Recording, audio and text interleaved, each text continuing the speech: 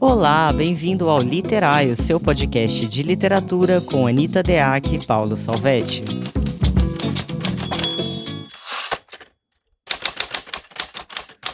Olá, bem-vindos a mais um episódio do podcast Literário, eu sou Anita Deac. Olá, sou Paulo Salvetti.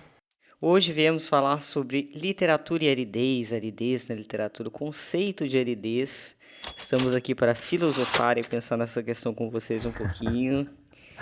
Bem, Pois é, gente... filosofar é uma coisa que a gente gosta, né, Anitta É Deac? uma delícia, uma delícia. Você sabe que eu acho essencial ter uma alma filosófica para um escritor? Porque se você não tem uma alma filosófica, o seu texto não sai do lugar, né? Eu não sei se você já viu, Paulo, tem um documentário que eu já vou indicar aqui para os nossos ouvintes, que é o Só 10% é Mentira, sobre o Manuel de Barros. Sim, já vi mais de uma vez, é maravilhoso. É muito incrível. E aí ele fala da inventividade, né? E tem vários trechos Uhum. ali que ele meio que filosofa sobre a vida, né?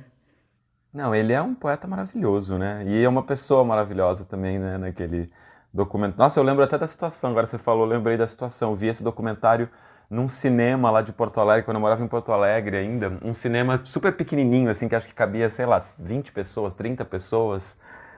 Eu lembro até da imagem, de tão marcante que foi esse documentário, é muito lindo, né? Ai, que demais. Gente, aproveitando, tenho notícias boas aqui sobre o meu lançamento do No Fundo do Oceano dos Animais Invisíveis. Teremos lançamento na Casa das Rosas, em São Paulo. É um lugar que eu amo, já dei Uhul! aula, e é uma casa linda. Então, quem for de São Paulo já se anima assim que eu tiver a data corretinha, porque eu estou dependendo só do livro voltar da gráfica para estabelecer isso. Eu vou falar aqui. E quem também não for de São Paulo, né? Vai rolar uma live com música, inclusive vai ter um pocket show na live. Pedi para uma cantora aqui da minha cidade interpretar algumas músicas brasileiras que tem a ver com o livro e vai ter uma música, uma composição minha também que ela vai cantar, né? E aí quem quiser também fica de olho lá no meu Instagram, que é o AnitaDeac0. Inclusive, gente, vou falar uma coisa para vocês. No meu Instagram, aquelas bolotinhas que são os destaques, tem conteúdo de literatura técnico a dar com pau, com exemplo ali. Então, olha, vale a pena. Quem quiser, vai lá dar uma olhada. Tem uma menina, inclusive uma seguidora, que ela falou: Anitta, eu tô fazendo esses destaques estilo curso, sabe? Ela resolveu ver todos os meus destaques e anotar. Mó barato. Aí tem diferença entre Uhum, narrador, enfim, é bem que legal. legal. Então, fica a dica aí pra vocês que tem essa outra rede aí, que às vezes aqui realmente, às vezes vocês pedem exemplos, mas não dá, né, gente? Porque podcast é uma conversa. Podcast é uma, né, eu e o Paulo, a gente tá aqui se divertindo também, então não é aula. Grande parte das coisas que a gente fala aqui são coisas que vão surgindo da nossa própria conversa, né? Uma coisa ou outra a gente traz, prepara antes, mas a gente não tá aqui na mão com tudo também, né? A coisa vai surgindo, muito, a maior parte delas, então não dá mesmo. Não é tipo um Exatamente. curso, né? Que a gente preparou a aula certinho. Não, a gente aqui pensou num tema e vamos aqui filosofar, explorar os nossos conhecimentos de mundo, claro, com alguma ideia prévia, mas muitas vezes no freestyle, né, Anitta Deac? Nossa, direto, direto. Vocês não sabem desse bastidor, né? Mas tem vários episódios que eu e o Paulo a gente vira na noite anterior e fala assim: Paulo, eu não faço a menor ideia do que eu vou falar. Porque a vida é muito corrida, gente. Tanto eu quanto o Paulo, a gente faz assim, a gente é tipo malabarista, né? A gente faz 1 milhão de coisas ao mesmo tempo. Então, assim, tem vários episódios que vocês ouvem que, sinceramente, vem na hora, cara. Vem a partir do nosso conhecimento, logicamente, né, Paulo? Se não fosse Claro, experiência, a gente não teria o que falar. Mas, assim, pesquisa, pesquisa mesmo, nem sempre dá, né? enfim. Mas nem sempre dá. E vamos ao nosso tema, Paulo. Vamos. Seguinte. Aridez. Eu até peguei aqui a definição do dicionário, que é a seguinte: estado atmosférico observável em determinada área quando as precipitações fluviais são inferiores à evaporação, ou seja, a água mais evapora do que cai. O que eu acho interessante nisso aqui é que a gente tem um elemento que é um vetor da composição da aridez, que é a água. Quando a gente fala em aridez, a gente não está falando da falta absoluta de água, absoluta, né? Porque sem água a vida não é possível e até o mandacaru precisa de um mínimo de água, né? As coisas precisam de um mínimo de água. Então, quando a gente pensa em aridez, a gente está falando de uma falta de equilíbrio no ciclo da água para garantir o conforto a boa parte dos seres vivos. E aí tem um movimento aqui, porque a aridez ela não é um fator isolado, ela é sustentada pelo elemento que lhe falta, que é a água. Então, quando a gente pensa em falta, o elemento central para a gente falar de aridez é a própria água. E aí tem uma questão poética, que eu fiquei pensando poeticamente esse tema, né?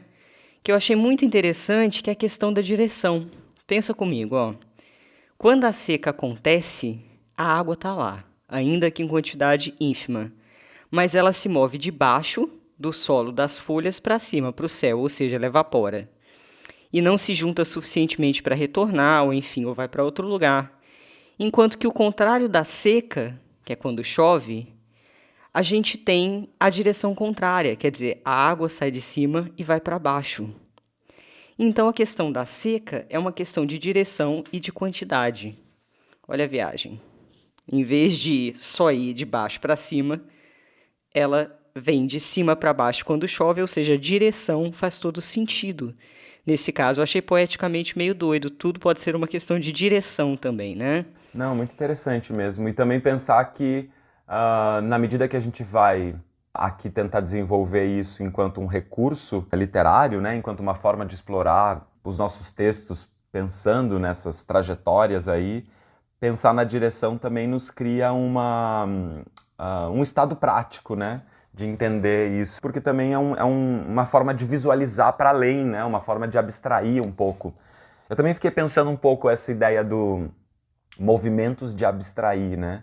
Fiquei pensando que a ideia de aridez, como você falou, claro, ela está ligada à falta, e à falta da água especificamente, né?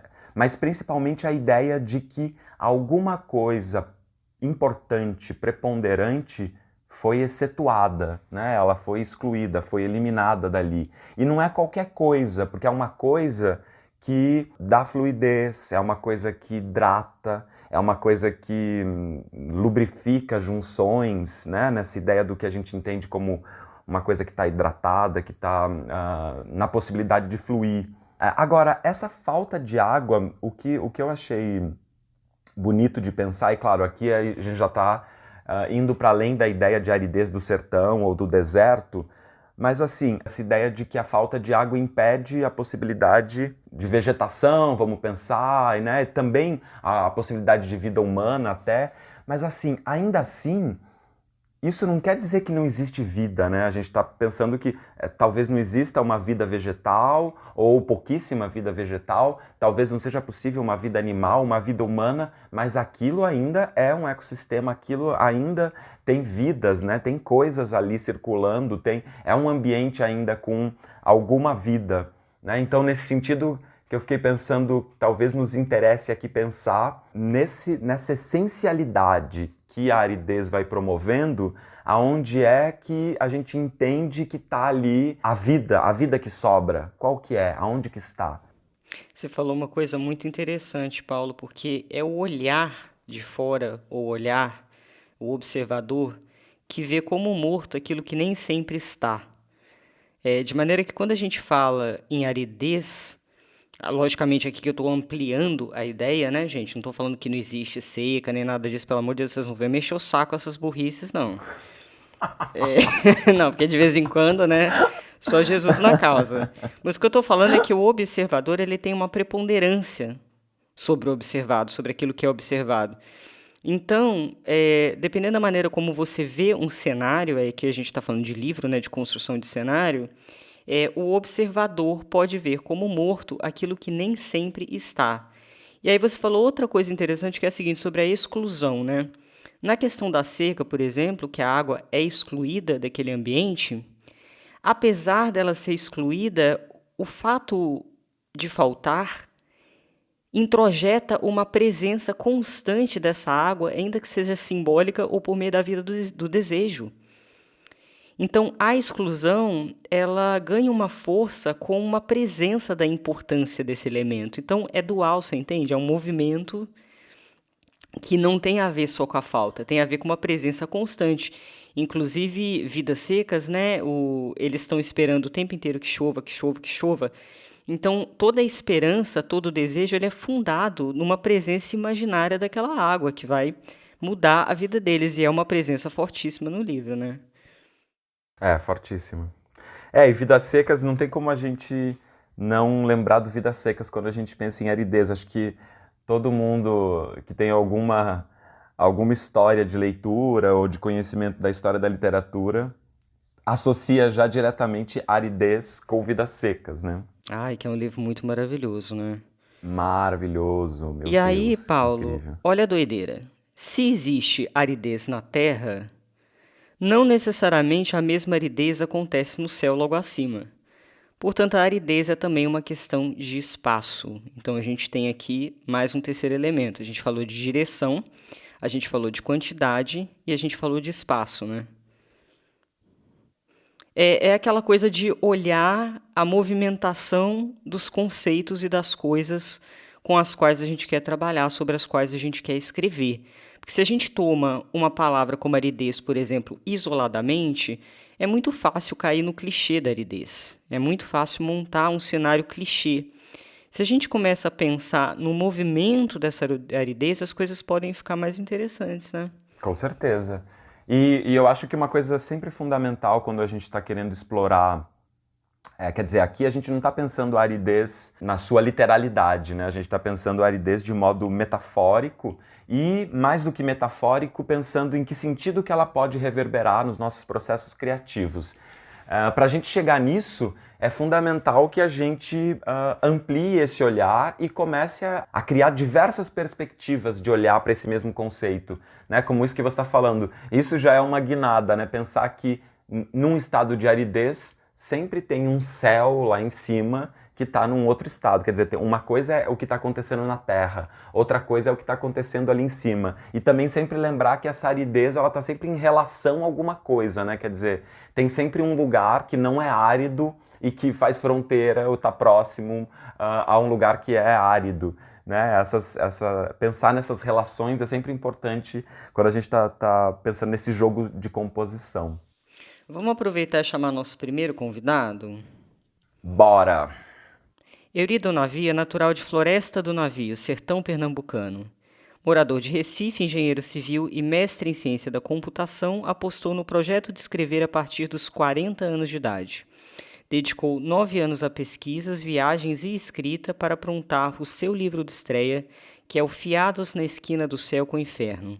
Por esse livro, ele recebeu o Prêmio Literário da cidade de Manaus e menção honrosa no concurso internacional da União Brasileira de Escritores do Rio de Janeiro, ambos em 2019.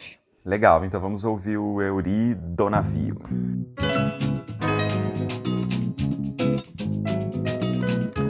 Olá, Anitta e Paulo, muito obrigado pelo convite. Acompanho o Literai e fiquei muito honrado de poder participar de um dos podcasts de vocês. Melhor ainda é poder falar sobre a aridez na literatura. Tem muito a ver com o meu primeiro livro, O Fiados na Esquina do Céu com o Inferno, que estou lançando agora no dia 24. Quando penso em aridez na literatura, a primeira coisa que vem à minha cabeça é o Vidas Secas. O romance da segunda fase do movimento modernista carrega a síntese das características dessa geração do movimento, com um método de escrita direto e objetivo, utilizado como recurso para aproximar o leitor da realidade dos personagens. Essa economia vocabular é um dos aspectos marcantes da obra e uma das fontes da sensação de aridez que a permeia. Graciliano estruturou uma narrativa quase sem adjetivos, com o uso preciso de vocabulário, frase seca, curta, direta, revelando apenas o essencial. Não tem sobras. Essa precisão e economia vocabular acentuam o caráter árido de Vidas Secas, tornando um relato quase documental da vida dos retirantes nordestinos. Mas estes não são os únicos aspectos que conferem e acentuam a sensação de aridez da obra. Existe também a presença da aridez na dimensão relacional, caracterizada pela ausência de aproximação entre os personagens, a pouca interação e afetividade que existe entre eles. Os personagens quase não se comunicam. Quando o fazem, é com o mínimo possível e quase que exclusivamente para tratar do essencial à sobrevivência: providenciar água, comida, abrigo. Trata-se da sobrevivência num ambiente árido, uma luta diária contra a escassez. Então existe também essa aridez na dimensão espacial. A caatinga é outro elemento que confere aridez. Um ambiente pobre, falta água, comida, e este ambiente exerce influência e interfere no comportamento dos personagens e no desenrolar da narrativa. Vemos que a aridez permeia a obra de diversas formas. Os personagens, o ambiente, a sede, a fome, o silêncio. Um relato feito sem disfarçar a miséria e o descaso a que estão submetidos os personagens. A obra carrega um componente de denúncia das mazelas do país, uma das preocupações modernistas. Vidas Secas foi uma das minhas referências para escrever O Fiados na Esquina do Céu com o Inferno. Mas fazendo um paralelo sob a ótica da aridez nas duas obras, é possível perceber diferenças marcantes. Apesar de abordar as mesmas questões da seca, do sertão, de fomes e faltas, a aridez parece de formas bem distintas no meu romance. Diferente do Vidas Secas, no Fiados o narrador é em primeira pessoa e podemos considerá-lo muito falante se comparado com os da obra de Graciliano. Também não adotei a economia de adjetivos. Não há uma predominância de frases curtas e diretas. Na verdade, muitas vezes o personagem do Fiados encadeia pensamentos que produzem períodos longos. A aridez relacional está presente no Fiados, mas não é um traço tão marcante quanto em Vidas Secas. Apesar de ser um sertanejo do tipo fechado, Matador, o narrador e protagonista, tem laços e interações com as pessoas de forma bem mais desenvolvida e presente que Fabiano e sua família. Sob a ótica da aridez espacial, temos a mesma caatinga, o mesmo cenário de escassez nas duas obras. Mas como no Fiados não é a luta pela sobrevivência que está em primeiro plano, esse ambiente influencia menos as ações dos personagens do que em Vidas Secas. Na verdade, a peleja do matador é para salvar sua alma. Ele não luta contra a natureza. Ele é vítima da sua própria incapacidade de perdoar. E o perdão é outra escassez importante presente no personagem do Fiados. Existem outras formas de aridez que exploro no meu livro. A impaciência do matador é uma escassez que influencia de forma decisiva as ações dos personagens. Mas a principal diferença com relação à aridez é que no Fiados usei o humor em muitos momentos como componente de alívio, fazendo contraponto com a aridez presente em outros elementos. Usei o humor como a chuva no sertão, que chega para trazer alívio em meio à crueza e à aridez da história. Olha que legal. Eury fala de uma coisa que me interessa demais, né? Ele fala sobre as subversões sintáticas que ajudam a construir a aridez do texto e as possibilidades também, né, na sintaxe, a sintaxe da aridez. Ele cita Vidas Secas, né, que tem as frases realmente muito enxutas.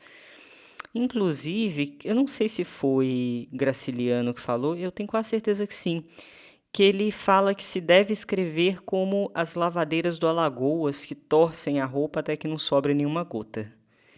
É uma visão bem pessoal de literatura, né? Porque eu acho que não necessariamente você precisa escrever desse jeito. Inclusive, essa coisa do enxuto, para mim, não tem a ver com o tamanho da frase. Mas eu acho que o Graciliano fala para não sobrar, independentemente do tamanho da frase, né? Acho que a lógica é essa.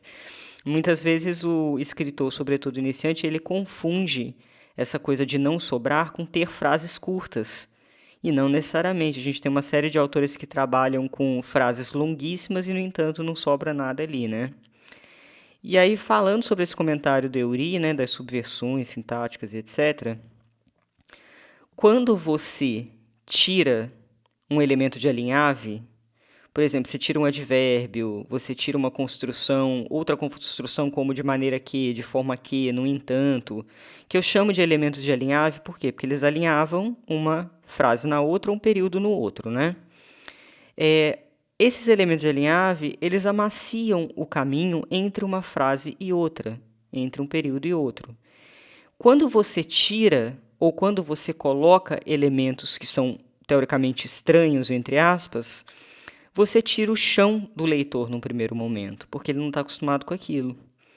Até ele se acostumar com aquele padrão, demora às vezes um pouco, dependendo do livro. O Grande Sertão Veredas é um caso, né? Tem gente que demora muitas e muitas páginas para entender o padrão do Guimarães. E quando você entende, esse padrão vai se tornar menos árido, né? Você avança na leitura e ele vai ficar menos árido. Eu achei interessante, Paulo, a ideia do Eury, né, a linha do Eury, no Fiados, por exemplo. Aliás, o Fiado, gente, o Eury vai lançar no dia 24 de outubro.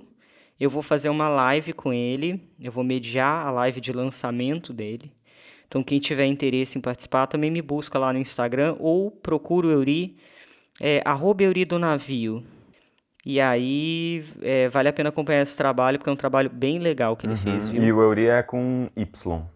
E depois, logo em seguida do lançamento, acho que na semana que vem, talvez a gente comente disso aqui, a gente vai fazer um sorteio no meu Instagram e no da Anitta, dos livros lindíssimos, aliás, tá lindo o livro dele. Então logo a gente comenta aqui com vocês. Uma coisa que eu achei bacana no que o Eury falou é que ele estruturou a fala dele fazendo uma comparação, né, com Vidas Secas, e mostrando, né, primeiro ele conta ali um pouco do Vidas Secas e depois ele vai mostrando em que sentido que, tomando aquela inspiração, que obviamente ele tomou isso como inspiração, né, senão a fala dele não teria trazido isso tão forte, mas como é que ele foi buscando outros caminhos. De tal modo que eu fiquei até lembrando do nosso episódio de referências literárias, lá no nosso primeiro episódio. Nossa, aliás, eu nunca escutei esse episódio de novo pra ver como que a gente começou esse podcast. Qualquer dia tem que fazer isso. Boa. Eu fiquei pensando nisso porque é interessante, tinha comentado isso até agora há pouco, quando a gente vai pensar em aridez, né, óbvio que a primeira referência que vem na nossa cabeça é o Vidas Secas. E é interessante a gente pensar como é que a gente lida com a referência, porque uma tendência poderia ter sido o Eury ir ali naquela fonte do Vidas Secas e sugar e copiar e fazer muito parecido, mas ele fez questão de tomar aquela referência como um parâmetro e, de algum modo, ir invertendo, subvertendo, mudando aqui, alterando ali, né, que acho que é uma coisa legal, não só nesse caso, mas em todos os casos, quando a gente tem como referências, mas também acho que tem a ver com esse movimento aí que eu estava comentando, de a gente observar a ideia de aridez por diversas perspectivas. Pelo que eu saquei, eu só comecei a ler o livro dele, eu não li todo ainda, mas pelo que eu saquei, aqui no livro dele tem esse ambiente, né, tem esse ambiente da seca, quer dizer, é um lugar, aliás, tem uma primeira cena muito... já bem marcada por isso, porque tem esse cara que acorda no meio da noite e não tem nada para beber, ou no começo da manhã, sei lá, tá escuro ainda, ele não tem água para beber e é aquele desespero, ele tá de ressaca, ele não consegue nem engolir direito, é uma mulher deitada na cama dele, e ele tá ali pra gente acompanhar essa angústia, né?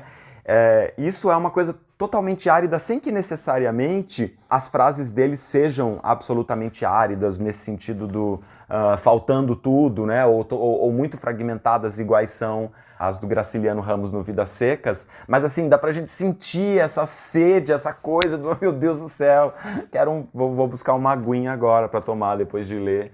Tem uma aridez ali também, me parece, pela própria sensação, né? A sensação de aridez também é isso, né? Você imaginar de algum modo que aquela água que está faltando ali também está faltando no seu corpo, na sua boca, né? Achei isso muito forte já no livro dele no começo. E ele até comenta, né, que o cenário, diferentemente de Vidas Secas, ele não exerce essa pressão tão absoluta sobre o personagem, porque o personagem tem outra questão, né, que tem a ver com é um matador, a dificuldade, né? A dificuldade de perdoar, né? E aí vai ter uma outra questão que eu também não vou ficar adiantando demais para não dar spoiler do livro do Eury.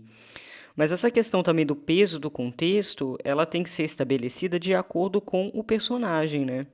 Com as questões do personagem também, de alguma maneira, porque mesmo quando você escolhe que o contexto seja forte a ponto de reverberar demais, né? Que é o caso de Vidas Secas, né? Você vai vendo a transformação, a míngua daqueles personagens a partir do cenário, tem uma relação mesmo de troca de energia, digamos assim, entre cenário e personagem.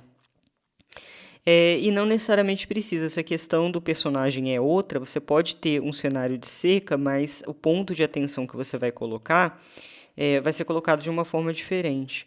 E aí, para ampliar essa questão da aridez, Paulo, também fiquei pensando, né? Aridez, a falta. Aridez como falta. Tá?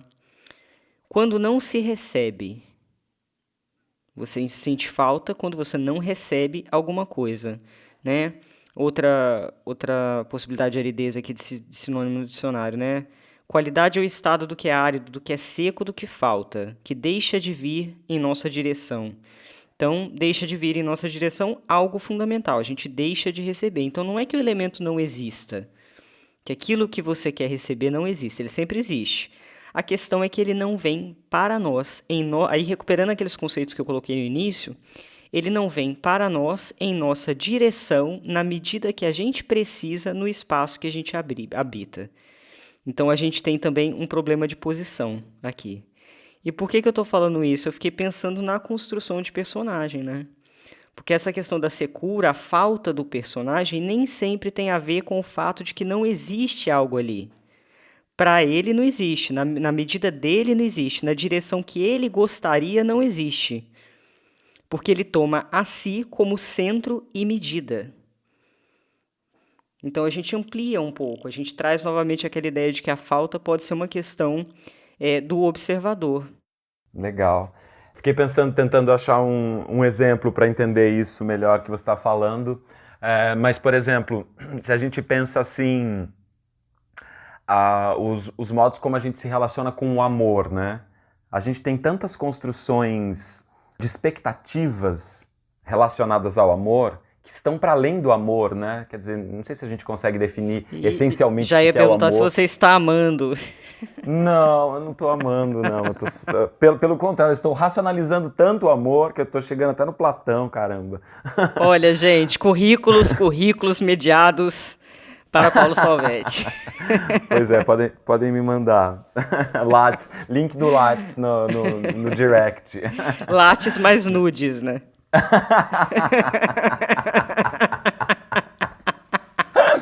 Perfeito! Lattes mais nudes.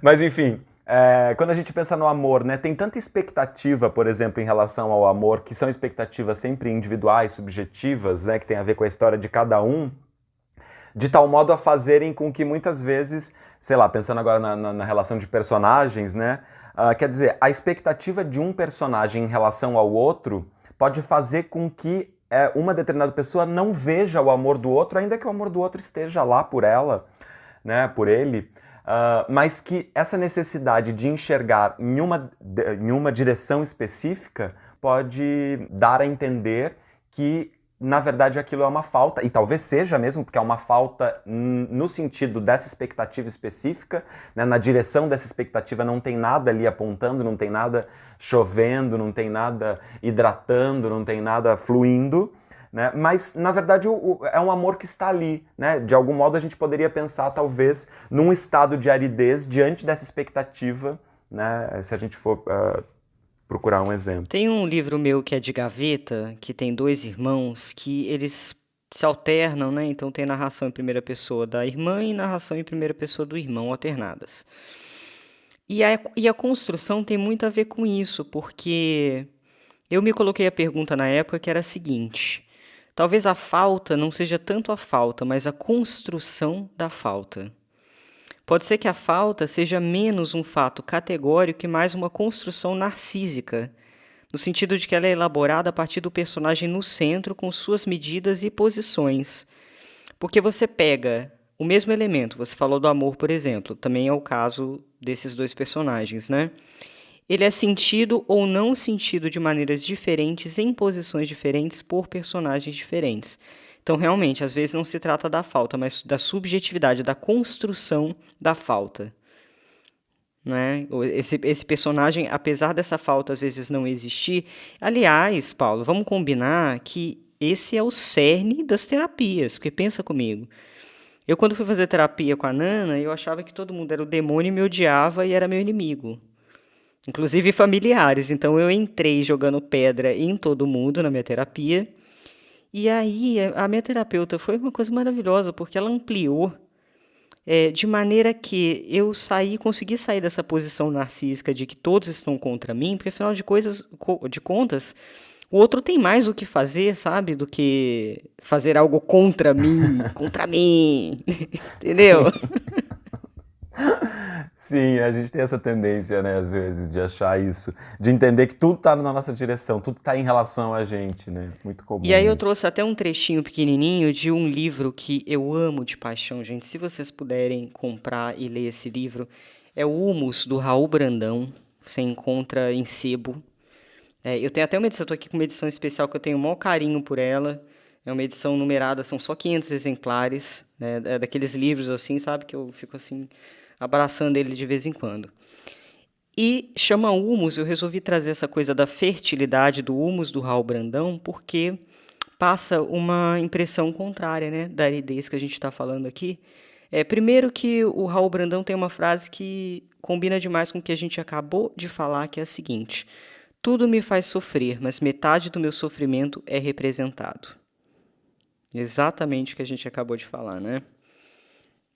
E aí eu vou pegar o início do humus, que é esse aqui, ó. Uma vila encardida, ruas desertas, pátios de lajes soerguidas pelo único esforço da erva, o castelo, restos intactos de muralha que não tem serventia. Uma escada encravada nos alvéolos das paredes não conduz a ninhures. Só uma figueira brava conseguiu meter-se nos interstícios das pedras e dela extrai suco e vida. A torre, a porta da sé com os santos nos seus nichos. A praça com árvores raquíticas e um coreto de zinco. Sobre isto, um tom denegrido e uniforme, a umidade entranhou-se na pedra. O sol entranhou-se na umidade. Nos corredores, as aranhas tecem imutáveis teias de silêncio e tédio e uma cinza invisível. Manias, regras, hábitos. Vai lentamente soterrando tudo. Vi não sei onde, num jardim abandonado, inverno e folhas secas, entre buchos do tamanho de árvores, estátuas de granito a que o tempo corroera as feições. Poeiras, e a expressão não era grotesca, mas dolorosa. Sentia-se um esforço enorme para se arrancarem a pedra. Na realidade, isto é como Pompeia, um vasto sepulcro. Aqui se enterraram todos os nossos sonhos. Sob estas capas de vulgaridade, há talvez sonho e dor que a ninharia e o hábito não deixam vir à superfície. Afigura-se-me que estes seres estão encerrados no invólucro de pedra. Talvez queiram falar, talvez não possam falar. Ele começa desse jeito o livro. É um autor Uau, esse é o português, assim. começo do livro, né? Esse é um português, assim, de ferrar Goiás. E eu acho ele muito maravilhoso porque nos cursos de escrita tem uma coisa que vocês vão sempre ouvir dos professores, que não se pode entregar, é preciso construir. E de vez em quando a gente fala isso aqui. Mas Raul Brandão é um cara que nega isso porque ele entrega muito, mas ele tem um estilo poderosíssimo. Ele tem um vocabulário poderosíssimo, o pensamento dele é fora da caixa, logo ele pode entregar, porque quando ele faz, não é para ficar óbvio, ele entrega para te surpreender. Não, e aqui a gente tem uma descrição, na verdade, de uma coisa pequena ali, né, de um ambiente, mas olha tudo isso. É muito rico, né? E aí eu trouxe Uhum. porque, veja, tem essa coisa dual que eu falei, né? Folhas secas. Ele trabalha, o livro dele chama Humus, ele vai trabalhar a questão da água, né? A gente tem aqui as pedras, né, que extraem suco e vida, mas ao mesmo tempo a gente tem as árvores raquíticas, um coreto de zinco, que é quente, né? Pensa no coreto de zinco. Então ele faz esse trabalho entre uma coisa e outra. Não é porque ele está falando de humus, de fertilidade, de umidade, que ele não vai se aproveitar dos elementos secos, né? As folhas secas, as próprias estátuas de granito, né? Que são sólidas e secas, enfim. Eu acho o trabalho dele muito, muito interessante. Eu vou falar novamente o nome Que do livro, é incrível. Humus, do Raul Brandão. Já anotei aqui para eu conhecer, que eu não conheço. Eu fiquei pensando assim, se, né, a ideia de aridez ela pressupõe a falta de água, né, e aí eu pensei, o que poderia ser a água na literatura, né? Algumas possibilidades que vieram à minha cabeça, assim, do que poderia ser essa água. E aí fiquei tentando lembrar de alguns exemplos, e a partir desses exemplos, que eu tinha uma sensação de árido, é muito mais por aí que eu fui, do que, né, e é árido por isso, não, eu fui chegando e tentando identificar um pouco dessa aridez. A primeira coisa que eu lembrei que estava na minha cabeça, assim, uma coisa que eu acho árido, embora não tenha nada a ver com seca, no sentido do ambiente, da narrativa, do enredo, mas é Os Malaquias, da Andrea Del Fuego.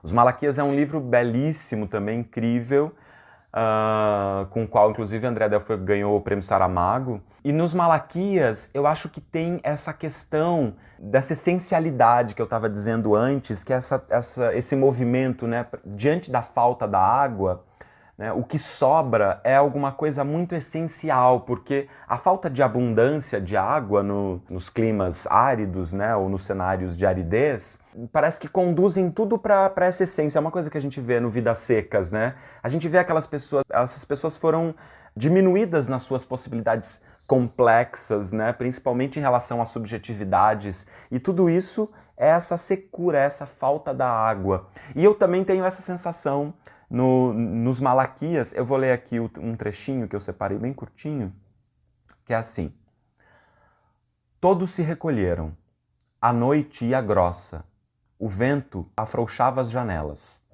as telhas vibravam, num mínimo gesto a tempestade nasceria dentro da casa. Os pais dormiam em um quarto, Nico, Júlia e Antônio em outro, na mesma cama, aninhados em forma de embrião. Um gato esticou as pernas. As paredes se retesaram. A pressão do ar achatou os corpos contra o colchão. A casa inteira se acendeu e apagou. Uma lâmpada no meio do vale. O trovão soou comprido até alcançar o lado oposto da serra. Debaixo da construção, a terra, de carga negativa, recebeu o raio positivo de uma nuvem vertical. Cargas invisíveis se encontraram na casa dos Malaquias.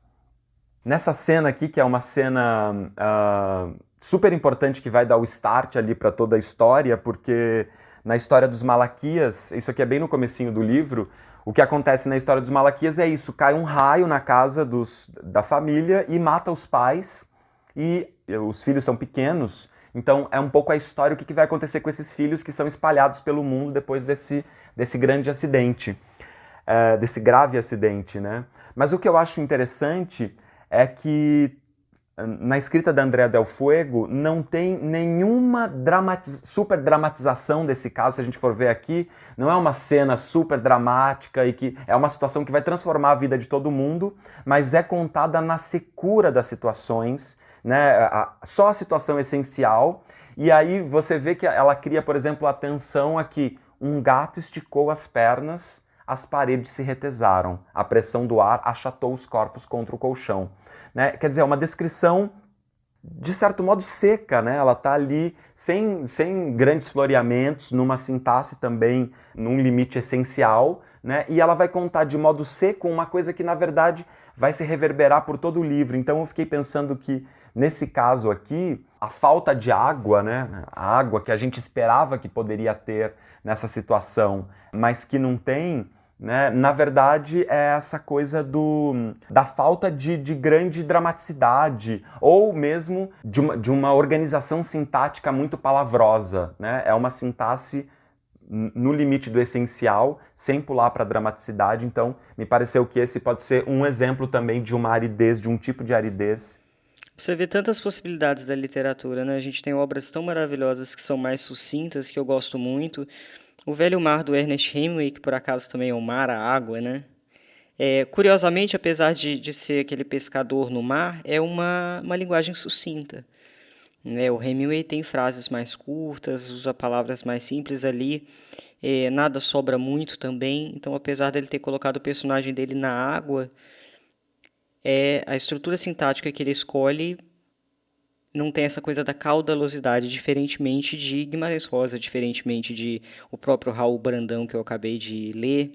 A gente tem o Almeida Faria também, enfim, a gente tem uma série de autores que vão trabalhar uma caudalosidade, um movimento do texto, mais com elipse, mais com períodos muito longos, enfim. Então, essas milhares de possibilidades, inclusive, logicamente, ajudam a construir o estilo, né, Paulo? Porque tem a ver com o ritmo também, a métrica da frase vai alterar o ritmo. Eu fiquei pensando em algumas coisas sobre cenário, por exemplo. Você pode escolher, como o Graciliano escolheu em Vidas Secas, montar um cenário mais fixo, que desça sobre a cabeça das pessoas de maneira acachapante, ou você pode explorar também diferentes impressões do mesmo cenário. Por que eu penso isso? Não estou falando mal de Vidas Secas, não, gente. Não venham mexer o saco. Vidas Secas é perfeito. Foi uma escolha que o Graciliano fez. Estou falando de outras possibilidades para vocês estarem na literatura de vocês. O cenário, ele não precisa pertencer a todos os personagens da mesma maneira. Você pode colocar o espaço em que acontece a narrativa como um quadro fixo, que é o caso de Vidas Secas, na minha opinião. Aqui todos reagem da mesma forma, né? Não exatamente da mesma forma, né? Evidentemente que em Vidas Secas a gente tem uma diferenciação entre os personagens, mas sim é um mesmo cenário acachapante. Ou você pode escolher o mesmo cenário reverberar de maneiras diferentes em diferentes personagens. Então, se você coloca uma família, se você coloca um círculo de relações no mesmo lugar, no mesmo cenário, o que esse cenário vai provocar em uns e o que esse cenário vai provocar em outros? Tem um movimento que eu gosto, por exemplo, em Vidas Secas, apesar desse cenário acachapante, né, ser muito... meio que todos os personagens ali sentem muito, tem uma coisa de alteração no fenótipo, né, nas feições. Eles vão emagrecendo, tem uma cena muito bonita da Sinhá Vitória, e o marido fala que quando chover ela vai engordar de carnes, né? Porque ela está muito magra e tal. E aí ele pensa nisso, assim, desejando que esse momento aconteça, né? Que ela vai ficar mais cheia, né? E você vê essa alteração, quer dizer, o cenário ele vai incidir nas feições, no corpo, que é uma coisa que nem sempre se pensa, né? De que maneira o cenário imprime nas nossas caras, nas nossas mãos, nos nossos pés. Isso é evolução na biologia, né? A Terra, o jeito que a gente vive na Terra, foi alterando em termos de evolução o nosso próprio corpo, né? A gente foi ficar de pé porque a gente precisava ficar de pé, porque era útil que a gente ficasse de pé. E nos outros animais também. Quantas características não foram desenvolvidas para que se pudesse, por exemplo, pegar alguma coisa no alto para comer. Então tem esse movimento do cenário que vai imprimir coisas. E tem também, logicamente, que a gente não pode se esquecer da interação entre o cenário externo e o cenário interno, né? Que seriam as reverberações psíquicas. De que maneira aquele contexto vai tocar nas questões internas do personagem. Eu falo que livro vivo é livro que uma coisa se relaciona à outra o tempo inteiro. É um livro em movimento. Mesmo que de modo dialético, né? Quer dizer, não é que o cenário está assim e internamente está assim também. Pode ser de modo dialético, mas sempre na relação, né? Sempre na relação. Uma outra coisa que eu pensei, agora você falou do contexto, eu também pensei numa aridez possível nesse campo, que seria uma aridez, e daí a ideia da falta, né? A falta do conhecimento ou da racionalidade do contexto. Aí eu lembrei do Processo, do Kafka, em que, se a gente for ver, né, o Processo começa lá já com... Até anotei aqui o comecinho do Processo, que é assim: alguém devia ter caluniado Joseph K., visto que uma manhã o prenderam, embora ele não tivesse feito qualquer mal. Quer dizer, já está aqui pressuposto que foi uma calúnia, não se sabe quem, alguém, não se sabe do que ele está sendo acusado exatamente, né? A gente vai lendo o livro e vai dando uma angústia, porque você não sabe o motivo que ele está sendo acusado, ele sabe que ele é inocente, quer dizer, a gente também presume que ele não fez nada, e existe ali um lugar em que o direito, né, as regras, os códigos de direito, eles não são acessíveis para aquele cara e, em consequência, eles não são acessíveis para nós enquanto leitores. Então a gente cria ali uma relação de alteridade com ele nesse ambiente em que a gente não sabe as razões de aquelas coisas estarem acontecendo.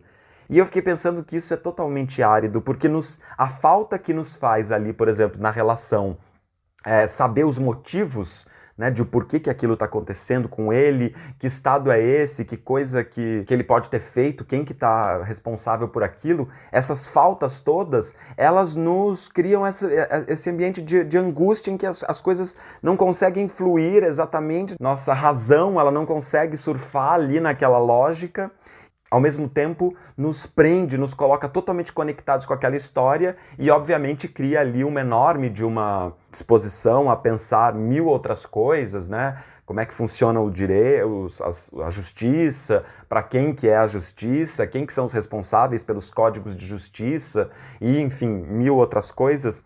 Mas eu achei interessante pensar que também há uma situação de aridez ali, embora não tenha nada relacionado, né, no cenário com alguma questão de seca, mas essa falta aí de informações mesmo, ou de saber aquela lógica, ela nos coloca também nesse lugar de áridos.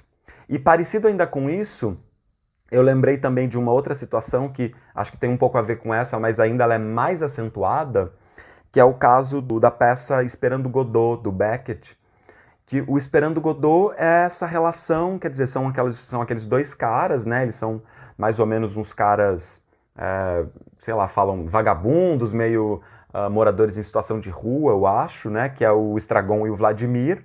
E eles estão ali esperando Godot e passa, essa peça vai rodando e eles estão esperando e a gente não faz a menor ideia do que é Godot, ou do que Godot representa, ou o que pode mudar se Godot chegar, a gente não faz a menor ideia. E isso não tem a menor importância ali naquela lógica para eles. Eles não falam sobre isso, quem é Godot, o que vai mudar, mas de algum modo a gente também fica com essa falta, né, dessa informação, desse dado, de conseguir compactuar com eles alguma coisa, e isso também nos remete a essa relação árida com eles, porque a gente se relaciona com alguma coisa que a gente não tem, a gente não sabe as peças, né? E isso é o que cria a ideia de nonsense, né? Que o Beckett fez maravilhosamente nas suas obras, mas que também esboça uma situação que a gente poderia chamar de árida, exatamente por conta da falta que está determinando a relação que a gente estabelece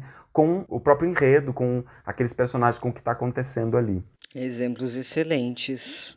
Aliás, teve uma aluna minha, olha que bonitinha, Paulo. Ela ouviu todos os podcasts, ela fez uma lista de todos os livros que eu e você falamos sobre, você acredita? Meu Eu vou Deus, te fala para nos repassar. mandar isso. Não, vou te repassar essa lista porque é uma loucura essa Que lista. É legal. muito interessante. Deve ter tido muitas coisas, hein? Não, sei lá, eu sei que virava página de Word, assim, sabe, a lista. Aí chegou no Sim. momento que eu parei de ver. Agora, voltando à questão do livro do Eury, gente, eu vou até indicar que vocês leiam o livro do Eury, porque eu fiz a preparação de texto, conheço esse livro bem. E o Eury, ele tem uma característica muito interessante que é a seguinte: o ritmo, o enredo é fortíssimo. Ele não deixa a peteca cair em momento nenhum. Só que o Eury tem estilo, o Eury tem uma linguagem muito apurada, então tem uma recuperação. Eu não vou falar recuperação não, que eu acho preconceituoso. Quando a gente fala desse negócio de recuperar palavras, na verdade essas palavras existem, essas palavras são usadas no Nordeste, só que o Eury vai jogar luz sobre elas pra gente que não está tão acostumado a elas aqui no Sudeste, no Sul, no Norte, etc. Então ele apresenta para a gente palavras, por exemplo, eu tive que ver muito dicionário, né, alguns verbos que ele utiliza e tal. Então a linguagem é muito rica, as construções sintáticas são muito interessantes, e ao mesmo tempo o enredo é forte. Isso é um pouco raro na literatura Tipo, combo contemporânea. perfeito, né? Porque geralmente você tem um livro muito bem escrito, mas o enredo tem algumas questões ali, porque não trabalha também a questão do turning point, etc. E o Eury tem uma característica em que o enredo dele tem alguns pontos de literatura comercial, no sentido de que prende, tá?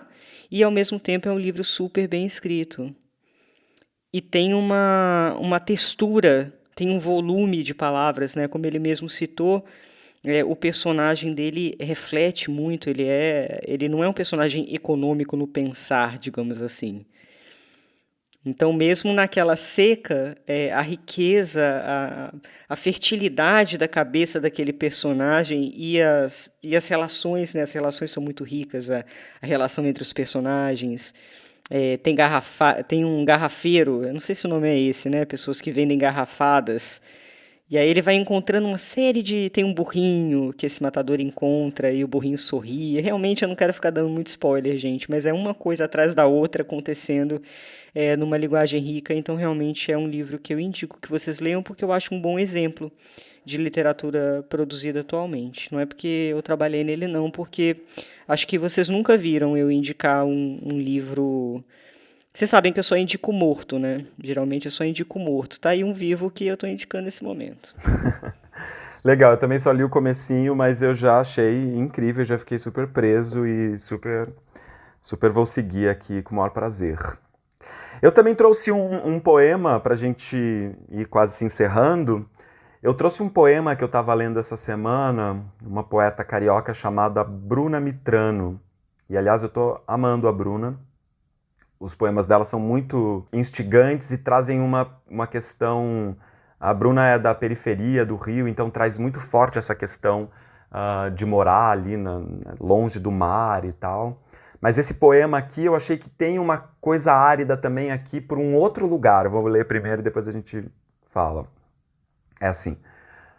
Quando eu era criança, o meu pai esfregava o pau na minha bunda e depois chorava. Ele sempre chorava pedindo desculpas. Quando eu era criança, o meu pai cuidava de mim. Me ensinava a ler, a andar de bicicleta, porque a minha mãe estava ocupada sendo deprimida. O meu pai nunca deprimia. Mesmo cansado do bife, trabalhar 18 horas como motorista de ônibus chamava bife. O meu pai toda noite ia no meu quarto e dizia: "Te amo, filha", lambendo a minha orelha. Uma vez mordeu, tão forte que sangrou. Ele chorou e pediu desculpas. Eu disse: "Não dói, pai, não fica triste". E o meu pai chorou mais depois que eu disse: "Não chora". Eu não entendi. Eu não entendo. Por que estou quebrando linhas se isso não é um poema? É uma denúncia inútil, agora que meu pai é velho e não cuida mais de mim. Bonito, Eu hein? achei muito bonito, pesado, assim, no tema, né? Mas eu achei que tem uma coisa aqui super árida, porque tem essa coisa, primeiro, do... Eu acho que, tematicamente, né? O poema se coloca num lugar dessa própria inutilidade do poema. Então, ao mesmo tempo, tem essa falta de utilidade na medida em que o poema se organiza enquanto uma denúncia, mas é uma denúncia, mas é tarde demais para que essa denúncia seja feita, porque, enfim, aquilo já não tem como reverberar nesse eu lírico específico, né? Mas, ao mesmo tempo, também é árido, eu acho, porque o jeito que vai chegando nessa questão também eu acho que tem um pouco dessa economia, desse encadeamento de imagens fragmentado, como os poemas costumam ser, né? Mas tem ali uma espécie de uma narrativa, né, que vai sendo construída em quadros muito fortes e secos, né? Então, sei lá, eu acho que a Bruna tem essa força aí de também criar uma relação de alteridade muito fácil, né? A gente facilmente toma esse lugar e tal. E no fim das contas, opera como uma fortíssima denúncia, né? Claro, a gente tem aqui essa questão desenvolvida de um modo a nos chamar atenção para essa questão, para essa coisa do assédio, da violência doméstica e tal. Enfim, achei que também é um exemplo bem bacana de aridez. Tem uma questão de aproximação, de perspectiva também muito interessante, né? Porque no início do poema é a criança, a gente sente a compreensão da criança, o fato do não entendo e o jeito como é colocado, a gente vê essa criança, a gente convence, né, que é uma criança, a aproximação da criança, e aí no final a gente vê a adulta que sabe o que aconteceu, ou seja, tem vozes, ela explora vozes em tempos psíquicos diferentes dentro desse poema. É, né? Tem bem essa virada aqui que é eu não entendi e depois eu não entendo, né? E aí tem uma mudança temporal, né, do lugar de fala. É, muito interessante, Bem legal. gostei.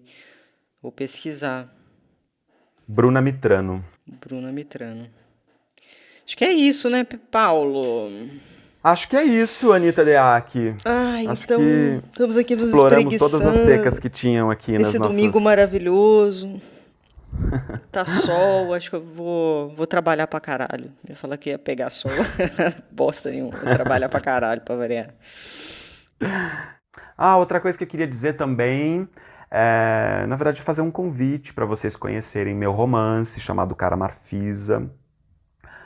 Deve ter pessoas que chegaram aqui depois, ou pessoas que ainda não ouviram falar, ou quem já ouviu falar, mas ainda não pôde conhecer. Quero convidá-los a conhecer Cara Marfisa. Eu lancei pela editora Reformatório, e Cara Marfisa foi um dos selecionados no primeiro edital de publicação de autores estreantes da cidade de São Paulo.